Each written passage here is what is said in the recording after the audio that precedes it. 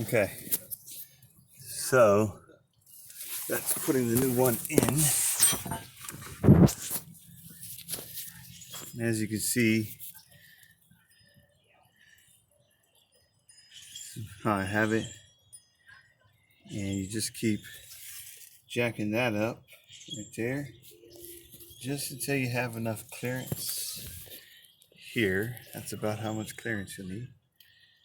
Pull it in and out, because this top has to clear in here,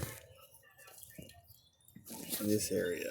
It has to clear that to get out and in. So once you do that, installation, reverser removal, make sure and use thread lock where you need to put it on the lower ball joints, and anti-seize on the other bolts that you use, and that's it.